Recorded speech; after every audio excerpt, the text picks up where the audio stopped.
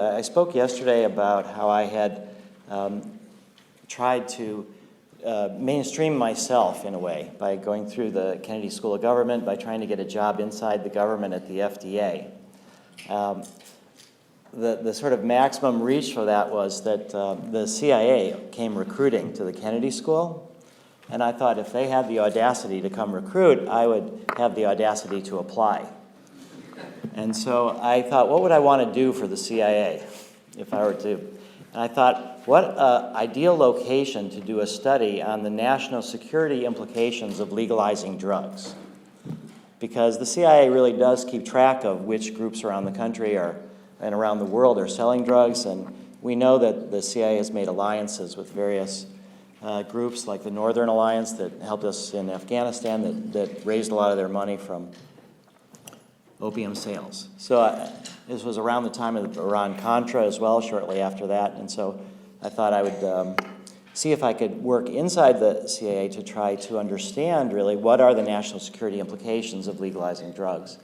And I made a pretty good presentation about why I should be hired, and they were very interested. I had started, my parents had sent me to Russia when I was 16 years old to study. I was studying Russian in high school, and they gave me some books to give to the guys at the old guys at the synagogue. So I kind of started my underground career in Russia, which was of interest to the guys at the CIA. I had some really radical right-wing relatives in Israel that were part of the underground there, that spent a bunch of time in jail, that fought against the British. And so it turned out this guy I was talking to was also assigned to Israel. And so he knew we had common friends. But he said that there's really, you can't tell us what you want to do, and we're not interested in looking at the national security implications of legalizing drugs. And I was like, don't you guys do war games about all these different kind of things that here's a national security issue? And he said, we're just not looking at it. And then about 6 years later, this was right around the time of the fall of communism, the biggest area at the CIA of employment increase was in their counter-narcotics division, up to around 150 people or so. And the head of that came back to the Kennedy School. And I asked him, I told him about how I had applied, I wanted to do this research. And I said, all these years later, you got all these people, have anybody actually looked at this? And he said, no, we're not allowed to look at that. So there's just this incredible resistance to even conceiving of the alternative. But I think that's really changing. And I think that has to change as we try to talk about how we can integrate psychedelics into society, how we can get some of the most benefits from it. It will require this larger drug policy transformation. Alex also talked a little bit about NIDA and the fact that they do fund $1 billion worth of research.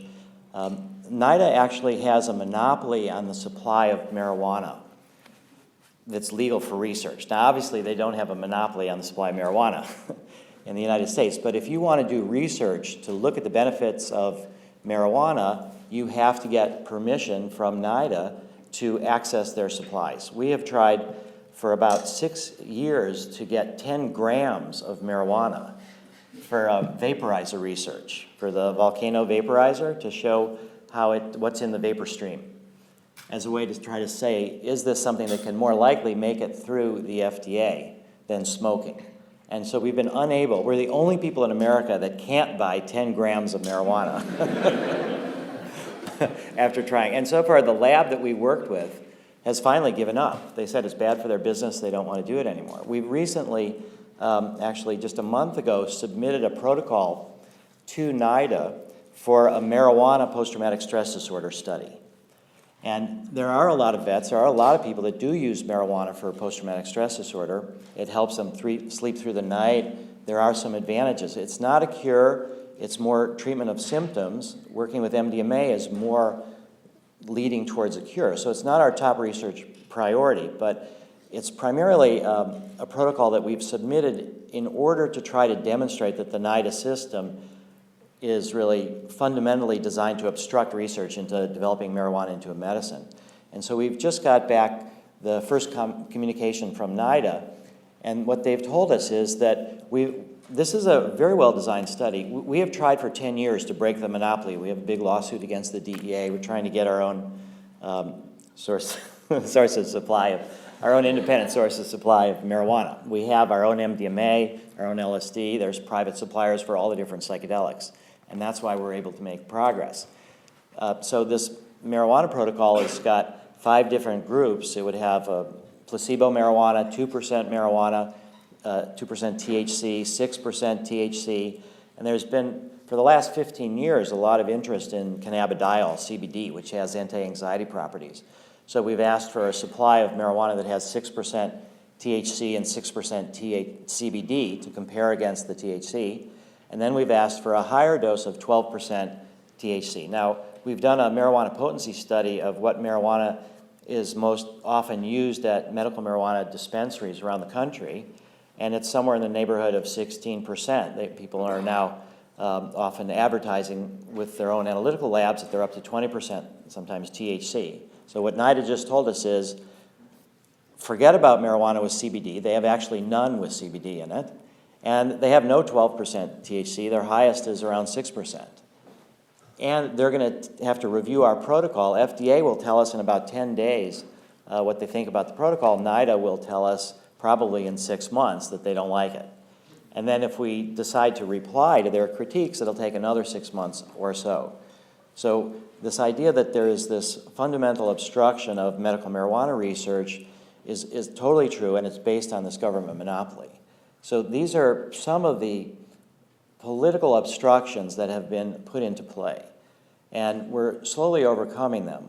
With psychedelics, we've made an awful lot of progress with the research, and I think there's been probably, though, much greater social evolution, for sure there has been, from the illicit use of psychedelics. Most of us have had experiences in that way. Millions of people have, and I think it has caused a lot of change in attitudes. It's not inherently so, but I think it can be so. And I think trying to look at why it's important. Back in 1983, I was an undergraduate in college, and I had read this book by Robert Mueller. And Robert Mueller was, at the time, the Assistant Secretary General for the United Nations. He was like the mystic at the UN. And he basically was outlining in this book, it's called New Genesis, Shaping a Global Spirituality. His basic theory was that there are a lot of conflicts that are based on nations against nation, and that's why the United Nations was created, to try to resolve those. But that underneath these national conflicts are a lot of religious conflicts that animate a lot of the wars that are taking place, religious prejudices.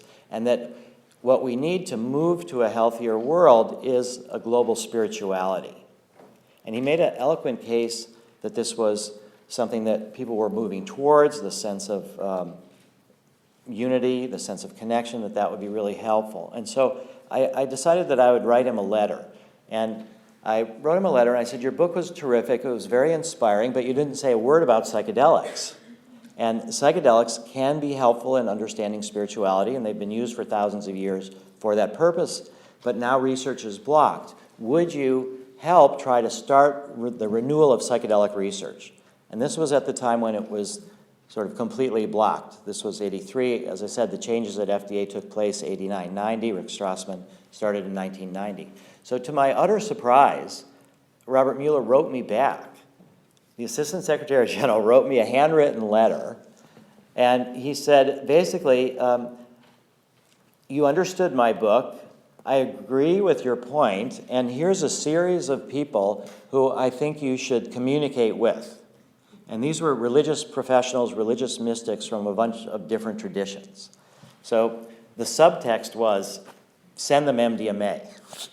Because at the time, MDMA was legal, and I had mentioned to him that in my letter that was the case.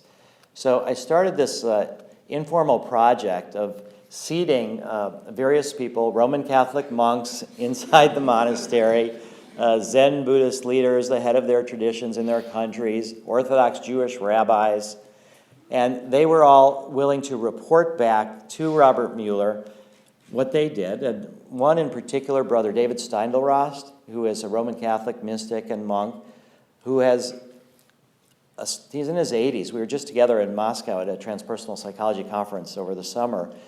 it's just astonishing how he's been able to both stay within the tradition and be so mystically minded. But he tried MDMA in the monastery and found it to be extremely helpful as a tool to deepen his meditation practice.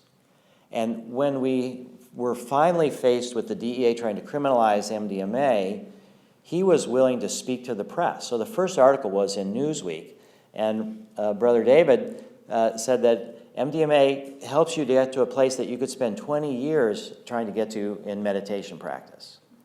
I also worked with Rabbi Zalman Schachter, who is an Orthodox rabbi who had actually taken LSD with Timothy Leary, who was part of this Jewish renewal movement.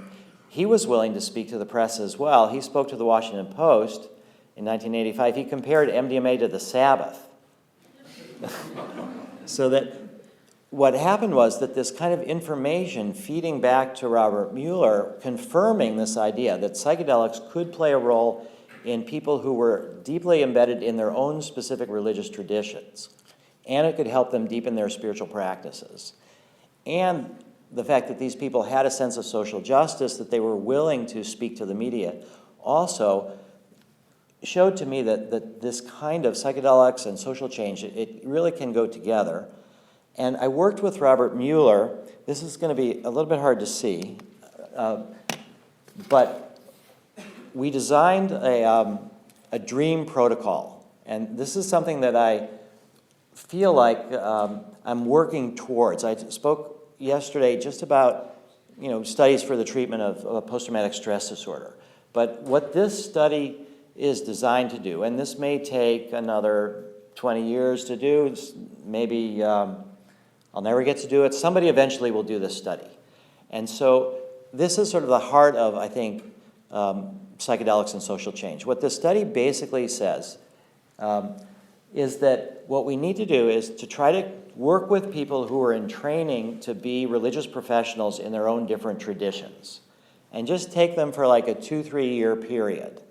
And we would take maybe 30 people, or it's arbitrary how many we would take, but we would assign half of them to go through their normal practice of training to be religious professionals in their religion, and then the other half would be assigned to have their training supplemented by psychedelics. And we would do this in about 3 or 4 or 5 different religions simultaneously. And then at the end of the period of time, of this 3 or 4 year period of this training process, what we would do is a whole series of tests, and we would try to evaluate how each person who was supplemented with psychedelics as a group, how they compared to the people that went through the training in a standard way. And that would be one of the analysis. Did they have a deepened meditation practice, or whatever they did? Did they have a deepened sense of spirituality? What kind of personality changes did they have? Then we would do a different kind of analysis, which would be what kind of visions, what kind of imagery, what kind of psychedelic experiences, what was the content of their psychedelic experiences, and how did it compare to the imagery from within their own religion? I've had psychedelic experiences that were surprisingly Christian in theme in some. I felt in one, I was describing it earlier today, that it was an Ibogaine experience, and I felt like I was being crucified on the cross of my own self-perfectionism. And it turned out to be one of the most, it was actually a year after this protocol was written, it turned out to be one of the most important experiences that I've had. But it was mediated in largely Christian imagery terms, which was something that was a surprise to me. So then we would look at the kind of imagery that these people had, and how did it compare to their own religions. And then the third analysis would be a comparative cross-religion analysis to see what were the common themes between the people from the different religions, and how many of their images and how many of their processes were similar. And the goal would be to try to determine, is there evidence for a sort of common mystical experience that's basically human?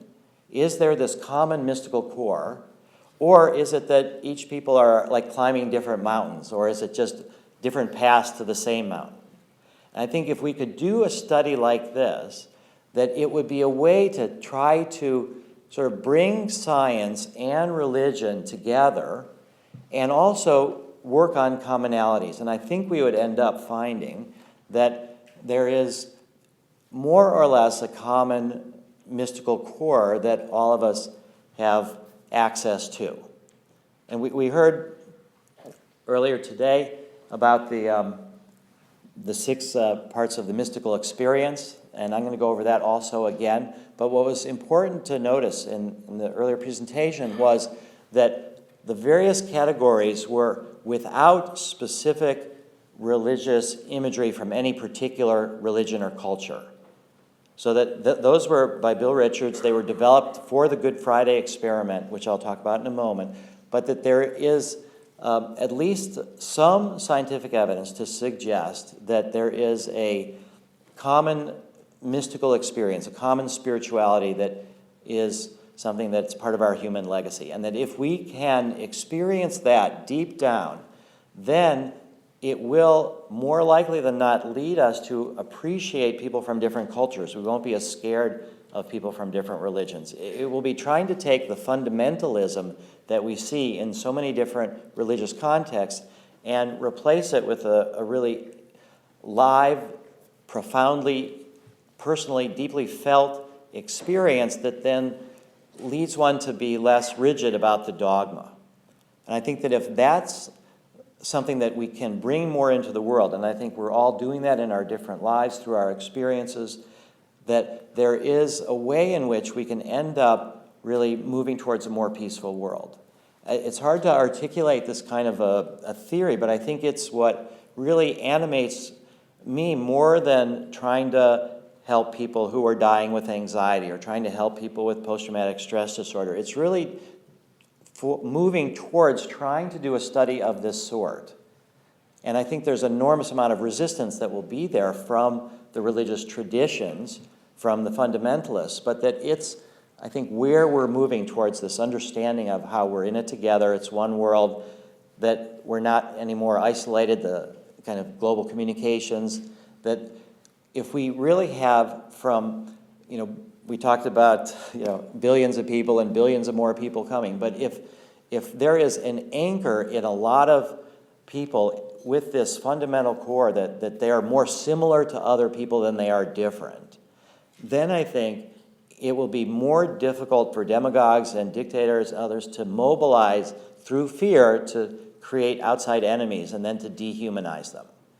I think that's the big vision, that's the hope, and we will get there in all sorts of different ways through psychedelic studies of a whole range of kinds, but I think the big payoff from integrating psychedelics is through this kind of global spirituality and then helping people who are inclined to do so accelerate the process of actually getting to those deep levels. I think that's what we're hoping to really reach. And why is it necessary? According to Albert Einstein, it has become appallingly obvious that our technology has exceeded our humanity. And this is just sort of in the way that I grew up as a young child and how I sort of thought about these things. But the first was through Auschwitz. He also said, the splitting of the atom has changed everything save our mode of thinking, and thus we drift towards unparalleled catastrophe. Now, this is, of course, what he's talking about, but what is this mode of thinking that he's talking? I think that the mode of thinking that has to change is this, again, sense of us as primarily American, or primarily our country, primarily our race, primarily our gender, primarily our religion, primarily our social class, or primarily human as compared to the world of nature as separate.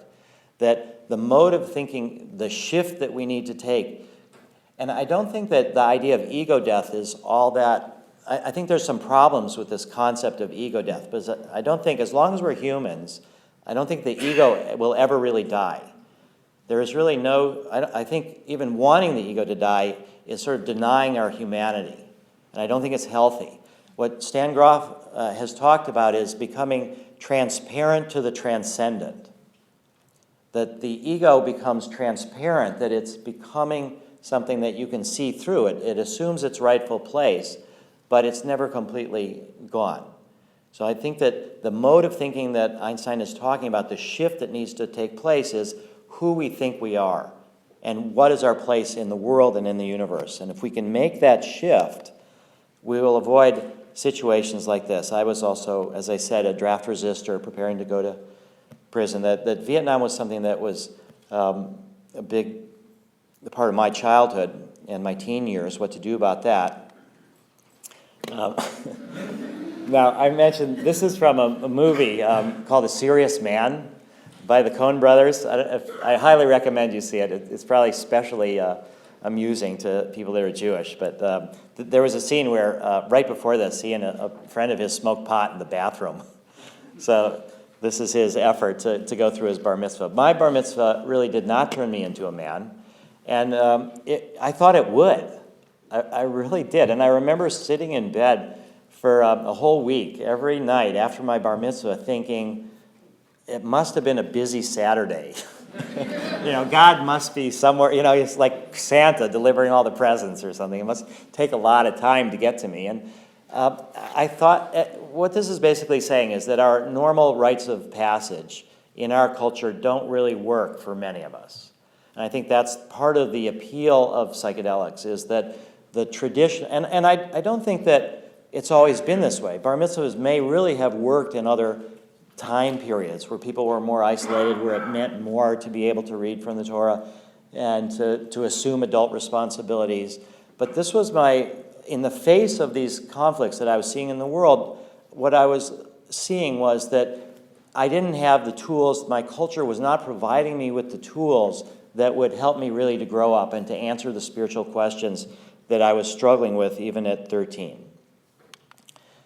Now, I was fortunate to grow up at a time where LSD was much more popular, and this is a picture of John and Yoko Ono and Timothy Leary during their bed-in for peace.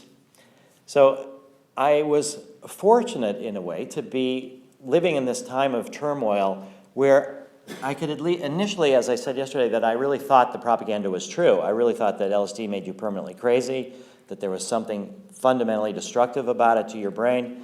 So I wasn't at this time really ready for it, but it was in my awareness.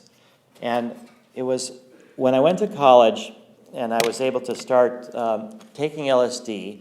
I started college in 1971. I took a bunch of LSD, a bunch of mescaline, and I dropped out in 1972 to try to work on this balance. I felt that both myself, that we are fundamentally overdeveloped intellectually and technologically and underdeveloped spiritually and emotionally. And that is where these quotes have been for. And I went to the guidance counselor at school, and I was so lucky that he gave me a manuscript copy of Stan Grof's Realms of the Human Unconscious. And I was able to start reading that. And one of the things that Stan wrote was that LSD is the study of the mind, what the telescope is to astronomy, and the microscope is to biology. For me, Stan put it all together in that here was science looking at spirituality and also with the test of therapy. So it wasn't philosophy, there was outcomes, like was it really helpful to people? As long as that was sort of the grounded test. And it felt like I was waking up just as everything was being shut down. I thought I was going to go to jail, and I thought, what am I going to do for a career? I can't be a doctor, I can't be a lawyer, I can't be anything that requires a license. And I need to respond to Hitler, I need to respond to this kind of social insanity. I thought, I'm going to be a psychedelic therapist. That I will both need the therapy myself, and I will eventually hopefully be able to help other people through their own struggles. So this was the big vision too, and I think this is really still the case, that psychedelics can reliably produce mind manifestation. I mean, Freud talked a lot about dreams as the railroad to the unconscious. And I think psychedelics are very similar to that they will bring out what's inside. Now, when was the last time that in our culture, in a Western culture, that we actually had psychedelics integrated into the culture. How long has this sort of system of prohibition, in a way, been in place? And we have to go back to the Eleusinian Mysteries. They ran for 2,000 years, and they were the heart of sort of Greek culture. People were encouraged, at least once in their life, to have an initiatory experience. They were under pain of death. They could not talk about it, so we don't know exactly what happened. But they were a psychedelic ritual that, again, did this transparent to the transcendent. They put people's sense of who they were in a proper context. That's at least what we can understand what the Eleusinian Mysteries were about. There's been, this is by Albert Hoffman, a book about Hoffmans Elixir. He ended up, and Carl Ruck and Gordon Wasson, writing and trying to identify what was the preparation, the kykeon, that people drank, and they made the thesis that it had ergot in it, which was pretty clear, and that it was likely to be a psychedelic compound. Now, the Eleusinian Mysteries were shut down in 396 by the Roman Catholic Church. So it was like a competition for spirituality. And the church wanted to be the intermediary between you and your own spirituality, whereas with the Eleusinian Mysteries, it was more a direct, democratic, personal connection.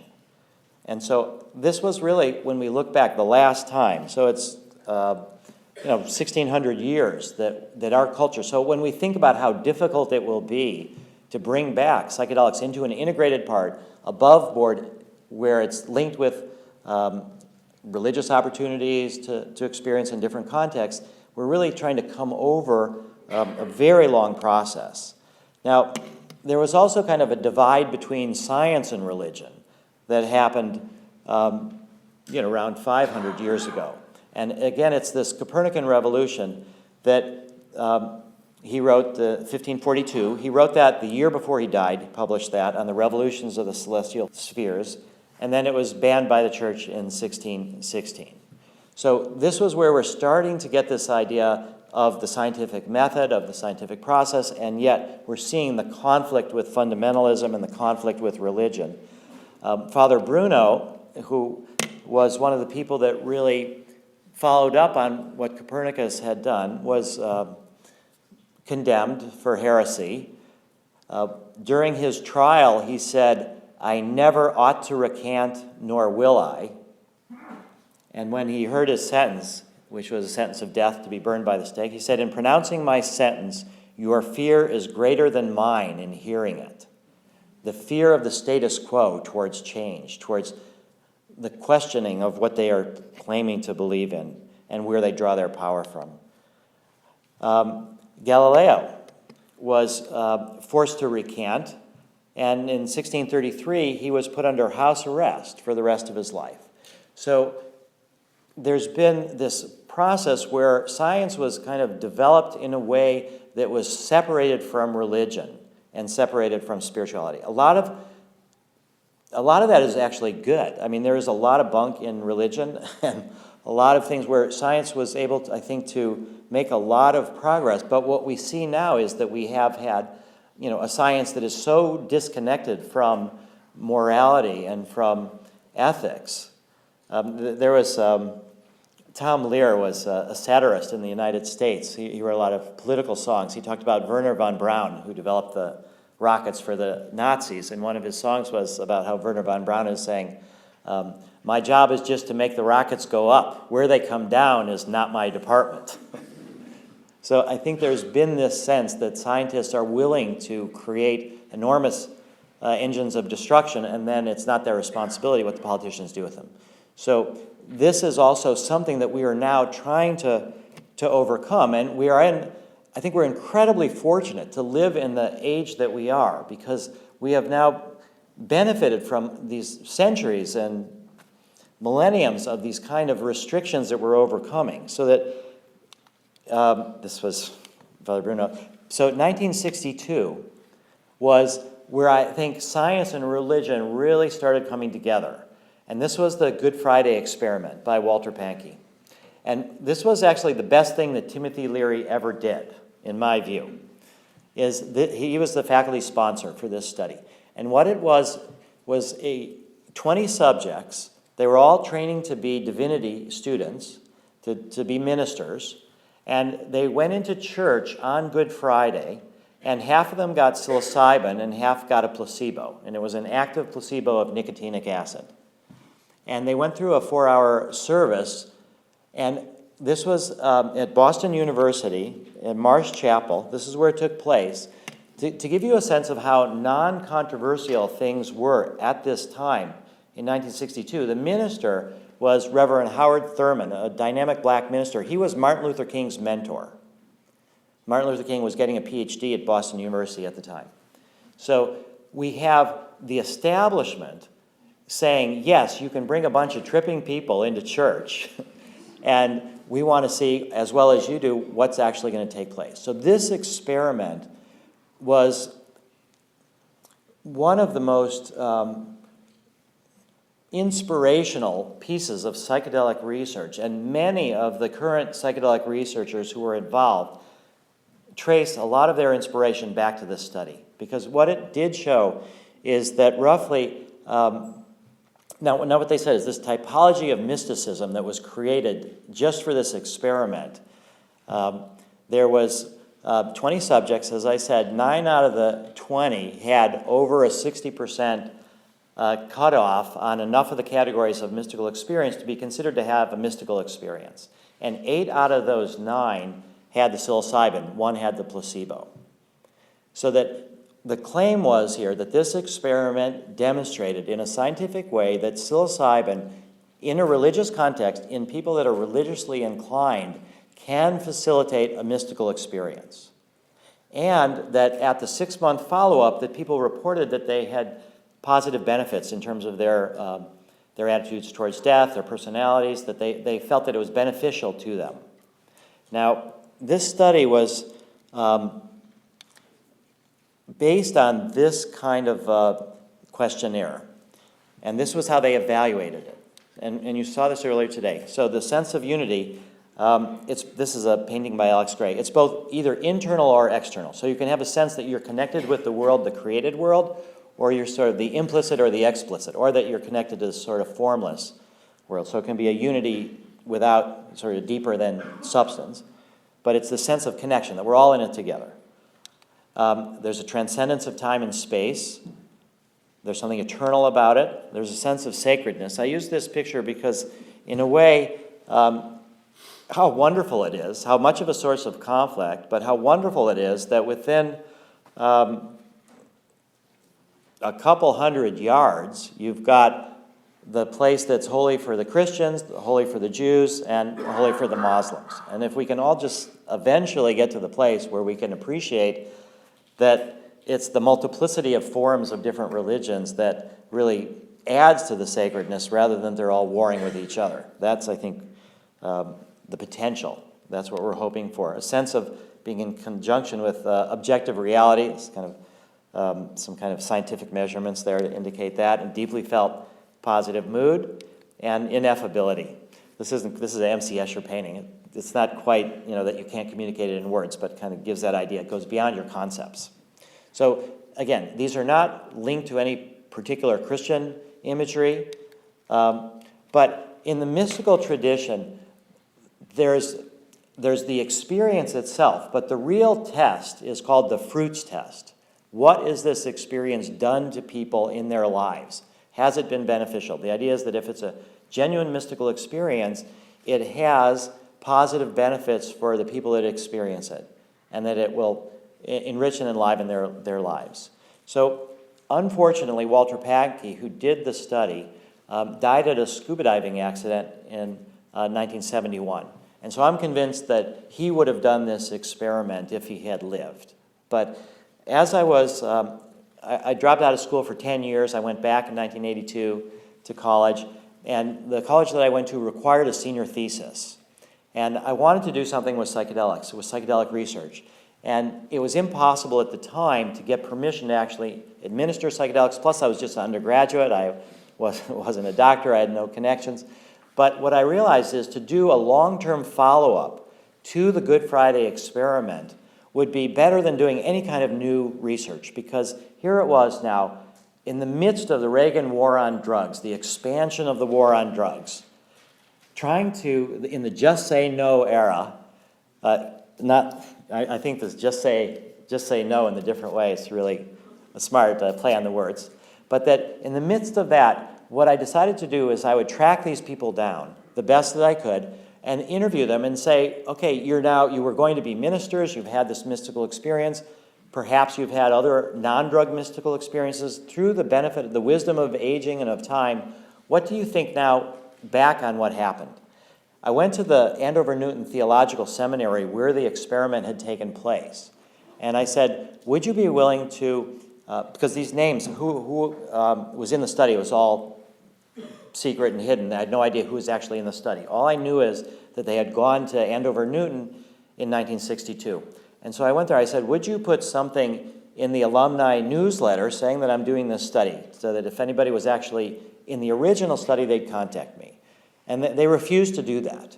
They were distancing themselves from this, one of the most important experiments ever in the history of the scientific study of religion, done with their students, and they didn't want to know a thing about it.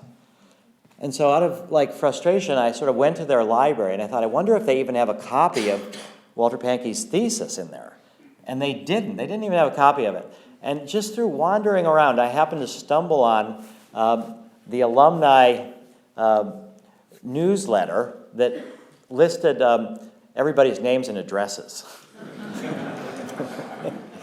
So I photocopied that, and it was about 8 years out of date, but I just mailed to everybody. And eventually, I identified 19 out of the 20 people. It took me about 4 years. I traveled in person to interview 17 of them. And what I discovered in this long-term follow-up really anchored my decision to continue in my life's direction working towards psychedelics. And I also think I understood a little bit more about the struggles of the 60s, because when we tend to think about what happened in the 60s, and you have the image of the Cultural Revolution and the turmoil, a lot of the backlash people claim is due to people that had terrible experiences with psychedelics. They weren't prepared, they jumped out a window, they went, the fear of parents about their children having experiences that sort of tear them apart. That was the idea of psychedelics gone wrong is what really triggered the backlash. And what I believe to be the case now is that it's psychedelics gone right that triggered the backlash. And by that I mean is that the people in this study told me this, that what I found was that it developed an enhanced appreciation of life and nature, it deepened their sense of joy, it deepened commitment to the Christian ministry or to whatever other vocations the subjects chose, it enhanced their appreciation of unusual experiences and emotions, it increased their tolerance of other religious systems, it deepened their equanimity in the face of difficult life crises, it reduced their fear of death, and greater solidarity and identification with foreign peoples, minorities, women, and nature. This was sort of a constant theme. And what was also shocking to me was that the people that were in the psilocybin group had an extremely vivid memory for at least some portion of their psilocybin experience. But the people in the placebo group, most of them, could barely remember what happened in the study. It wasn't something that was really that vivid. It's like if I were to ask you, what movie did you see 25 years ago, and tell me about it, it probably has faded over time. So that something about these experiences imprint really deeply in memory, and they have this emotional power that has lifelong consequences. And when you have this mystical sense of connection, it does reduce your fear of death. I think it makes you a little bit more willing to put yourself on the line to participate. It makes you value life more while you have it. And this, again, the fruits test, what I heard from these people in this study, and again, it's just a small sample. They were already sort of socially justice-minded in order to become ministers, but they told that it enhanced this process. So this led me to think that the fuel that helped in part with the anti-Vietnam War movement, with the environmental movement, with the women's rights movement, even to some extent with the civil rights movement, that there was a lot of this psychedelic spirituality taking place in an informal way, and it was inspiring people to get involved. And the time was so polarized, though, that it really ended up, there was really not much of a way to do this. And that sort of turned into culture, counterculture. And I think now here we are, 40, 45 years later, and we're trying to get over this sort of culture, counterculture divide. And I think that's the importance of trying to do the research with psychedelics. That's the importance of us. There is no more, with global warming, there is no more away. There is no more island. There are no more private little utopias that we can create or escape to. We are all in it together, and I think that's, in a way, one of the good messages of global warming and of other things, that people are going to understand how interconnected we are. And so, again, this links towards the initial study that I would like to do one day, which is people from all different religions, trying to really understand, is there a common core? So this is now leading towards, so where are we with the Psychedelic Renaissance? It took 44 years for there to be any attempt to replicate the Good Friday experiment. So this was, Jesse was here before. He and Bill Richards and Roland Griffiths did this psilocybin spirituality study. What was different about this is that they worked with people individually rather than in groups. Before, the Good Friday experiment was a group, and also that they worked in a non-religious setting. They worked in a hospital room. And even still, they showed that psilocybin can occasion mystical type experiences having substantial and sustained personal meaning and spiritual significance.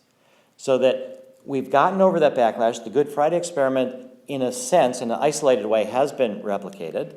We've been able to start research at Harvard with MDMA for cancer patients with anxiety. So we've buried the ghost of Timothy Leary to some extent. Also, we've been able, LSD as the quintessential symbol of the 60s. We now have our Swiss LSD study, and it's for people who are dying.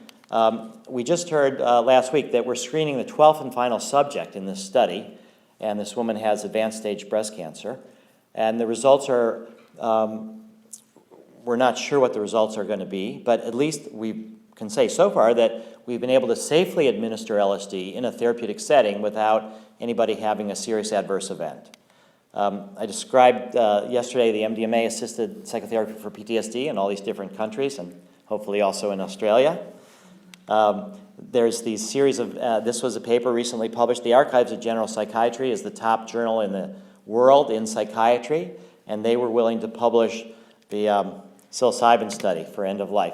I should say that we submitted our MDMA post-traumatic stress disorder study to the same journal, and we went through similar kind of problems with horrible reviewers whose job it was to get us kicked out. They did such a terrible job that one of the psychiatrists that knew the general editor that I showed the reviews to wrote to the general editor of the archives and said it's an embarrassment to the archives, the low quality of the reviewers, and that psychedelic research is starting up and it should be taken seriously. And Charlie Grobe had submitted his paper after we submitted our paper, and they decided to review his in a more unbiased manner. And so they ended up publishing that. There's a study at Johns Hopkins now with cancer patients. There's an NYU study with cancer patients. There's a nicotine addiction study with psilocybin at Johns Hopkins. Ketamine study. This, unfortunately, has been shut down in Russia. Russia's got a heavy hand, but for a while, the only psychedelic psychotherapy research in the world was ketamine research with Yevgeny Krupitsky in Russia. And it's been really helpful with alcohol and heroin addiction. Sorry for the spelling there. Also, we're doing an ibogaine project in Mexico. So there's efforts at psilocybin at NYU to start with alcoholism research.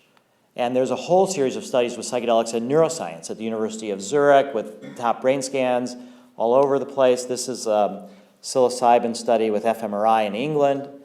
There's just an enormous, and ayahuasca has now been used in research with freeze-dried encapsulated ayahuasca.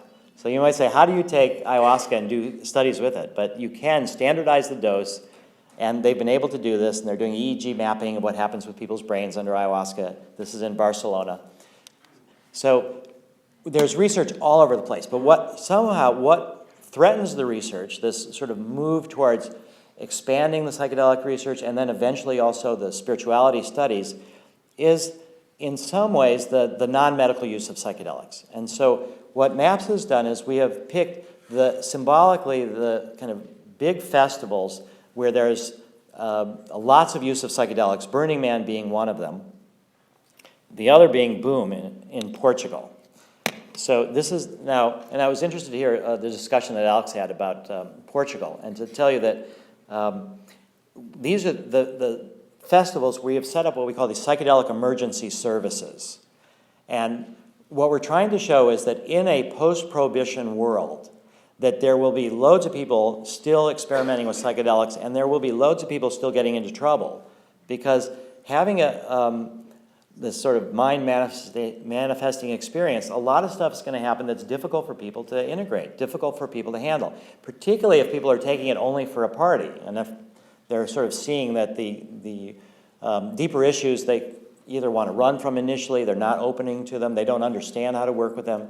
So what we've been able to do is set up the psychedelic emergency services and to show that it's possible with a therapeutic approach to take people who have sort of inadvertently stumbled into deep psychological issues, and by offering them support, that we're able to really help reduce a lot of the problems. And the Boom Festival, because it's in Portugal with drugs are decriminalized, it's the world's example. So if you can imagine this, there is thin layer chromatography done on site. So all the drugs that are being sold at the festival are analyzed right there. And there's no police objections to it.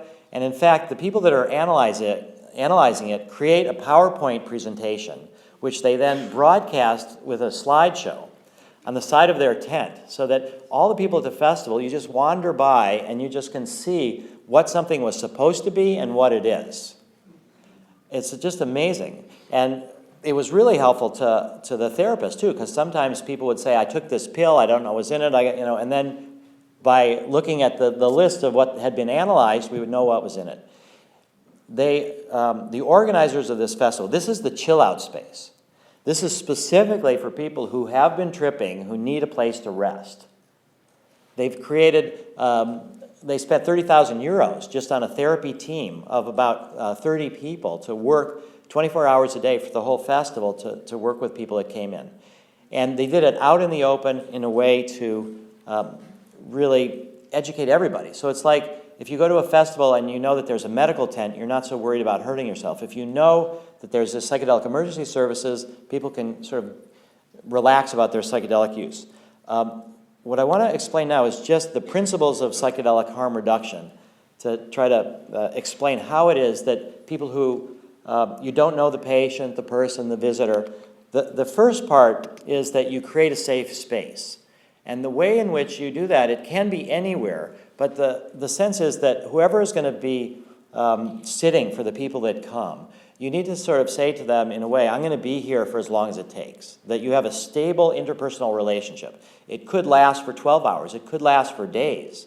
People sometimes come to the Boom space or the sanctuary space at Burning Man and stay for days. But you create a safe space, and what that also means is that people are they're not judged. It's a non-judgmental stage where you can let people feel free that they can let out their emotions, whatever they happen to be. That you will protect them, but that you will also, in some ways, really support them in their process. So it's more than just, the drug's going to last another 6 hours, you're going to come down, don't worry about it. It's more what's bothering you. It's more psychedelic therapy, brief intervention.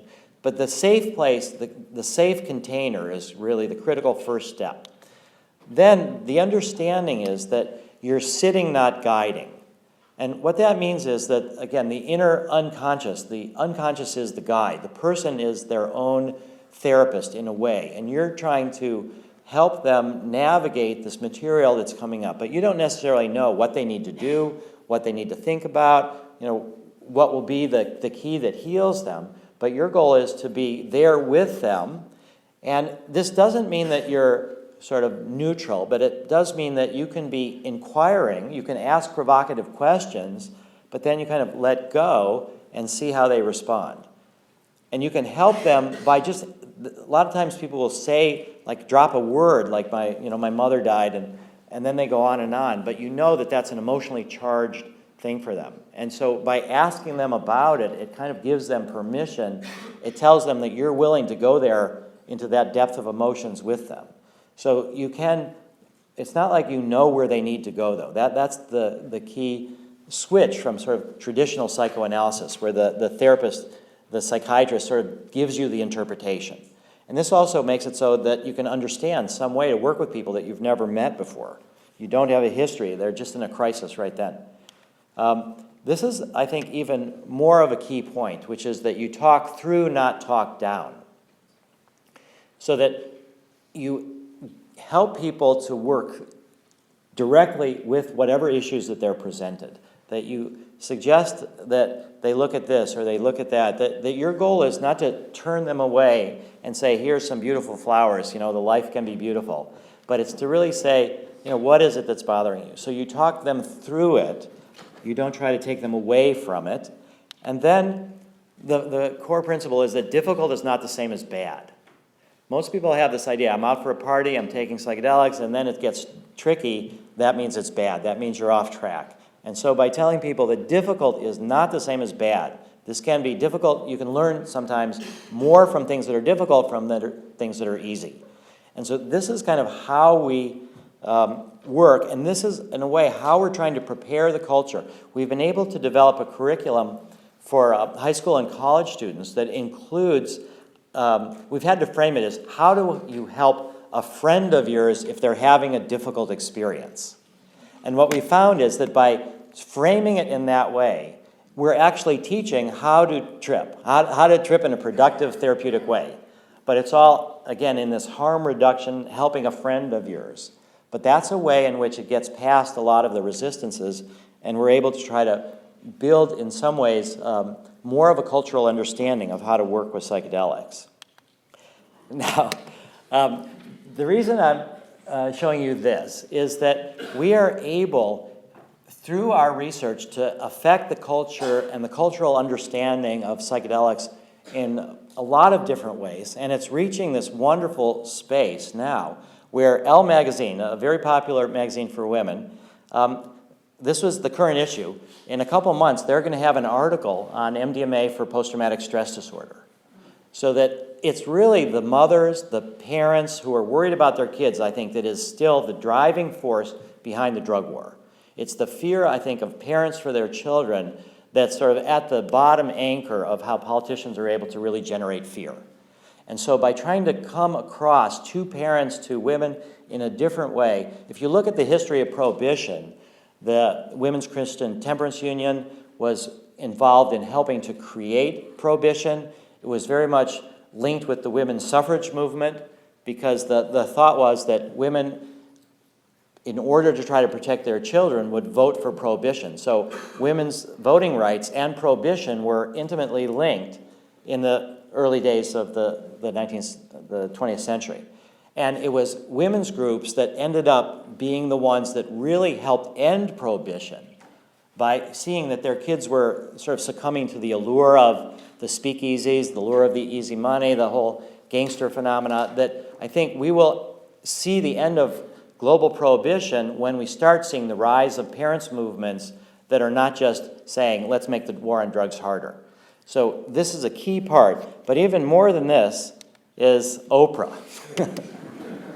So the slides that I showed you yesterday from of the holes in the brain were shown on Oprah's TV show in 2001. So in the March issue of Elle Magazine, which is her own magazine, there's going to be another article on MDMA for post-traumatic stress disorder. So in terms of the social, cultural change, really we're starting to come in the ways that I think people can hear it from unlikely sources. And what's the story is going to be about is both our work with PTSD, with MDMA, but also this story of Mara and Marilyn Howell. And this is the work with MDMA to help people who are dying. Mara's died at age 33 of cancer. Marilyn was her mother. Marilyn wanted her daughter to be in the study at Harvard. with cancer patients. The study wasn't ready to enroll her at the time, and so she worked with an underground psychedelic therapist. Marilyn was the co-therapist, and there was a whole series of psychedelic experiences for the last about 5 months of Mara's life. 2 MDMA sessions, a psilocybin mushroom session, an LSD MDMA combination session, and then an MDMA session that was 3 days before Mara died, and then she died under the influence of MDMA while her mother was reading her this book from Laura Huxley, This Timeless Moment, that was about the death of Aldous Huxley. And Aldous asked to be administered LSD as he was dying. So this kind of a story coming to people through Oprah magazine, I think, is just a way in which it's another sign that this cultural change, there's a hunger for healing that we're able to respond to. So to get back to what your own government is doing, this is the image that, this is not the Maryland, this is not this image of mother helping her daughter to die in a more spiritual, peaceful way. But this is supposedly facing facts, looking at this. Insomnia, memory loss, or psychological problems. This is the face of fear. In terms of memory loss, this is in press. There's a study in press in the journal Addiction that is NIDA funded. MAPS started it. It was one of our best examples of leveraging money. We spent $15,000. It turned out that from a scientific point of view, looking at cognitive consequences of heavy ecstasy use, it's very difficult because the people that are using ecstasy are often using a lot of other drugs as well. Marijuana, alcohol, other things, and they're dancing all night. How do you tell what the MDMA is or what the ecstasy is? Because even the ecstasy is not always MDMA. But how do you separate it apart? And it's a problem with scientific research. And we were fortunate enough to have one MAPS member write to us and say, I've got the solution to this methodological problem. There's a bunch of people that have done only ecstasy and no other drugs. And we're like, how could this possibly be? And then it turned out that the guy was writing to us from Utah. And for those of you who don't know, Utah is the home of the Mormons. And the Mormons are against alcohol, against tobacco, against all sorts of things. So there's a bunch of like fallen Mormon kids that sort of went for ecstasy. And it turned out we did a $15,000 pilot study, and they exist, this population existed. And at the time, NIDA was sort of disappointed because their fear campaign based on MDMA hurting dopamine, which was in Science magazine, had to be withdrawn. The paper, it was one of the worst examples of scientific error. The study was retracted because they gave methamphetamine instead of MDMA to these animals. And the bottles got somehow or other switched. So they had to retract the whole study. So NIDA was sort of hungry for what's bad with MDMA. And we're hungry for what's the real facts about MDMA. And so we were willing to do and encouraged and did this study on, this pilot study on MDMA in this population. And then the Dr. John Halpern submitted it to NIDA, got a $1.8 million 5-year grant. So it's just coming out. In a study designed to minimize limitations found in many prior investigations, we failed to demonstrate marked residual cognitive effects in ecstasy users. This finding contrasts with many previous findings, including our own, and emphasizes the need for continued caution in interpreting field studies of cognitive function in illicit ecstasy users. This will be coming out fairly soon. So this will be, I think, the face that we would like people to think about in terms of MDMA. This is a woman veteran. We're enrolling women veterans. And this is just so much different than this face. This is what we're hoping to sort of communicate. And this is the last slide. And this is from the UNESCO. I like to wander around cities at night. I get a much better feel for them. There's not as many people there. Sometimes I'll smoke pot and just go wandering around. And one time I was wandering around Washington, D.C., and I ended up not so far from the Supreme Court building, about 3 or 4 in the morning, and it was the Veterans for Foreign Wars. And it had this big sort of obelisk, triangular obelisk that went up several stories. And it had these panels of all the different wars that Americans have been in. You know, and I was just like, gosh, you know, all these wars, glorifying war, war, war. And then I turned the corner around one of the panels that was behind, and this quote was at the base of that obelisk. Since wars begin in the minds of men, it is in the minds of men that the defenses of peace must be constructed. And I saw even the veterans of foreign wars as sort of pointing this way. And this is what I hope is the future of psychedelics, cultural change, and social evolution. Thanks.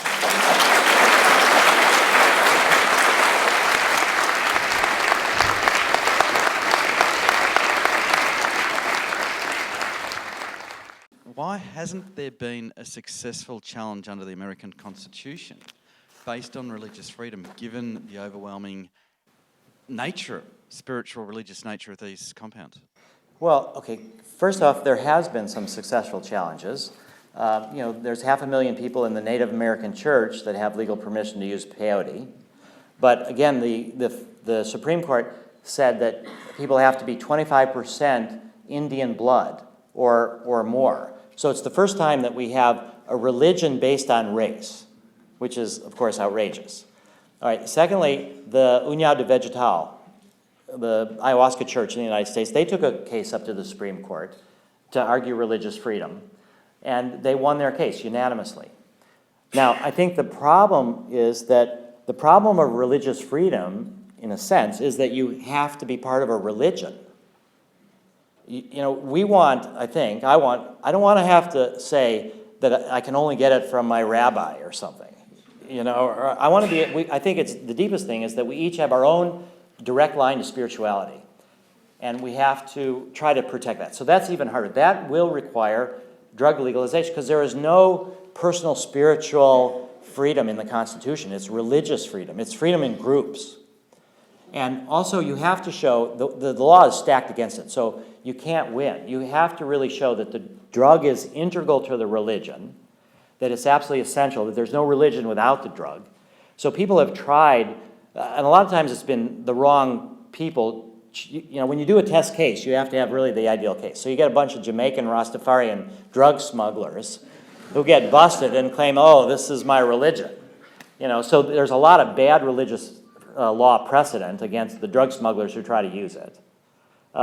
So I think that really it's too, religious freedom, personal spiritual freedom is too much individual, too much drug legalization. And you have to have ways to teach the young, ways to train, you know, you really have to be a religion. And the psychedelics have to be the core of it. And so I think also that law is evolving over time, that I just don't think that the cases are ready for it. I mean, the American Civil Liberties Union has a whole section of lawyers just devoted to working on the drug war. You know, and they've basically they've helped a bit with Santo Daime has also got a legal case. And they've won their case at the Ninth Circuit. So that there are some small victories, but they're for the very tightly defined religious groups, and it's not going to affect the bulk of the people. Just on that topic, what if there was like the Church of Psychedelia? Well, again, there's this. So you just start this Church of Psychedelia. You know, I mean, Leary tried that. You know, and it didn't work for him. So that it's a kind of thing where I really think science and medicine is more likely to be the way to change the culture. That there are people that have tried a DMT church in New York. DPT, that's right. Yeah, DPT church. Yeah, and so you know, again, it's like they've been able to get away with it too for a while. You know, and so the DEA has limited resources. The police have limited resources. So they're going to try to go after what they think are the high priority cases and the ones where they can mostly get the larger dealers. So they're not actually like on the prowl for underground psychedelic therapists or people who are using psychedelics in a religious way. Although they did target the Grateful Dead tours. And they had a whole, at one point there was several thousand people who were in jail for LSD from the Grateful Dead tours. So that the DEA did see that as kind of a feeding ground for the prison system. But in order to develop a new religion, the Church of Psychedelia, it would be a difficult case to make. People could try it. I mean, I think it's like to bring down the elephant. You know, you come at it from all these different directions. And there's, I think, more the idea of cognitive liberty. I think rather than religious freedom is to say that we have the freedom of the press, we have the freedom of assembly, we have freedom of speech, but underlying all of that is the freedom of thought that's sort of implied by the Bill of Rights. And that freedom of thought requires us to be able to access the full range of consciousness. So there's actually lawyers who are trying to make that case. One of them, Richard Boyer, we were together at the Sentencing Commission when they were trying to figure out the penalties for MDMA. And, and so it's like these are important arguments to make. They won't win, but they change people's thinking. My wife was a lobbyist for the Quakers in Washington, D.C. And she said that they never won a single thing, but they at least could say the military budget is too big, and at least it got some kind of people thinking. So I think it could possibly be a good thing to try to start Church of Psychedelia and get people, but I don't think it would do much practically. To bring down the elephant, give it 300 milligrams of LSD. Well, do you know that story, though? Do you know Yes. But that wasn't the LSD. I mean, no. I mean, they claim that, yeah, an elephant died from LSD. Well, it turned out that the elephant fell down, and then they were worried about it. They gave, the tranquilizers. They over-tranquilized the elephant. So. I think we'll have to call it quits, but please join me in thanking Rick again for.